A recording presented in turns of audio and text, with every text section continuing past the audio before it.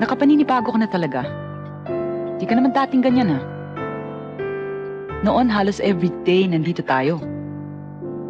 Ito ang favorite restaurant mo, di ba? Dahil tagok. Pero ngayon, iba ang sitwasyon, Cecil. And you know that. Namimiss ko na kasi yung paglabas-labas natin, Rick. Sinanay mo kasi ako sa ganun sa loob ng 1 taong relasyon natin. Mula nang patigilin mo ako ng pagkanta sa club, pinusog mo na ako sa lahat ng magagandang bagay na maaring mangyari sa buhay ko. Hindi naman panghabang buhay hinihiling ko. Sandali lang. During this campaign period only. Campaign?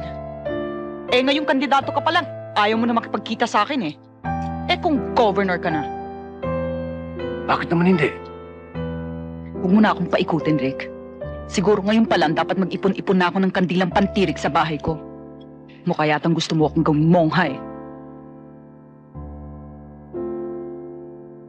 Cecil, tigilan mo na yan.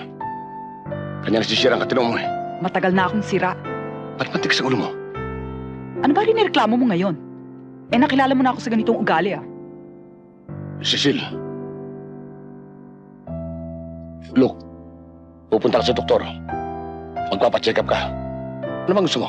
Gusto ko, manhid ako pag sinabi sa akin ng doktor na positive ang resulta. Positive. Hindi dapat mangyari yan. Hindi pa man masyado ka ng takot. Ba't hindi ka nalang sumama sa doktor para ma-check mo ang resulta?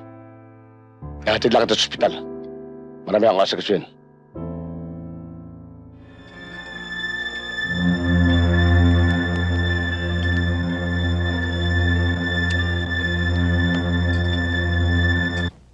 Oh, anong gagawin natin dyan?